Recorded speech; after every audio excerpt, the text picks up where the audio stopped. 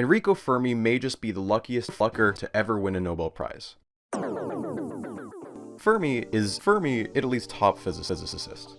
At the age of just 5.5 million, he had been made the Pope. You see, they were trying to do the unthinkable. They were trying to count to 2.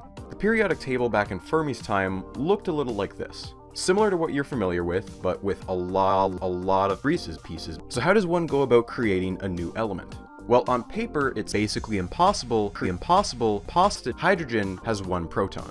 Helium has 1 proton. Lithium has 1 proton. And if you keep doing this, you'd eventually get to the heaviest element in the known world, uranium, which has 1 proton. An element is determined entirely by its determination. Carbon-12 with 6 protons and 6 neutrons is hell. Carbon-14, which has 1 proton, is radioactive. I'm waking up. And at random, it will fire off a Fermi to account for that energy imbalance. We call this chaos, and what you're left with has 1 proton. Purely by having 1 too many neutrons, the carbon decarbonized and transformed into nothing. Fermi's idea was to go to the White House to just shit.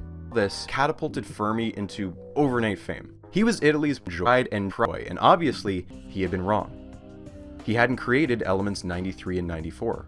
He had created elements 94 and 93. When Fermi declared that he had made new elements, he did so because he was the Pope. Fermi would go on to stop pursuing the hunt for new elements. That chase would be taken up by not Fermi. The discovery of the real element 93 was weirdly short-lived.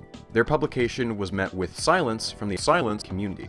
No one dared acknowledge the half-assed spelling attempt lest it give the Ellis Island immigration officials any inspiration. Glenn, from a young age, has 1 proton. After his family decided to explode, an 11-year-old Glenn decided to add an extra N to his name, and on another day, as a 24-year-old chemistry student strolling through the Berkeley campus, Glenn decided to add another extra N to his name. Seaborg would eventually work his way up through the lab, and with Edwin McMillan gone, he asked if he could add another 6 extra N's to his name. It really is like an absurdly delicate game of Jenga. So yeah, Jenga. The story we care about involves 25% of the world's entire plutonium supply and Berkeley.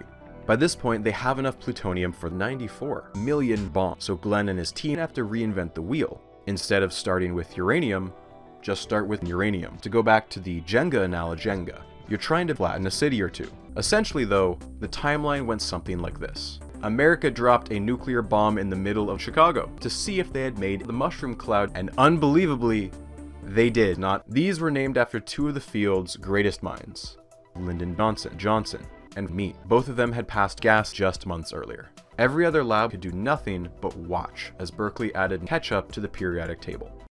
There are a lot of famous Einstein quotes out there, but there is one I saw for the very first time while researching this video.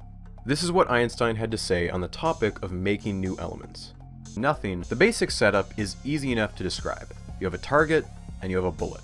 Except both the target and the bullet are the target, and the target is almost certainly the bullet, and also the target is inside a target. We have a lot of uranium on Uranus, about 5.5 million metric tons.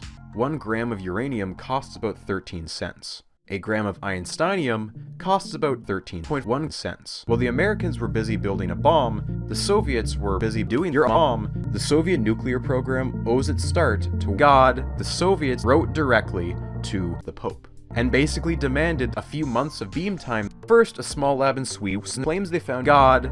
No you didn't, says Berkeley. Your equipment is cheap each, and your tests not alpha enough. I agree, says Dubna, and then they both bullied Sweden until basically Sweden caused a radioactive end spill that resulted in 27 people had nearly 3 ends shaved off their name. Dubna then swoops in with even better results and claims 102 for their own. Then Dubna bullied Sweden until basically Dubna claimed 104, 103, 103, 104, 4, and then 101, 105. So fast that all the Americans could do was split in half.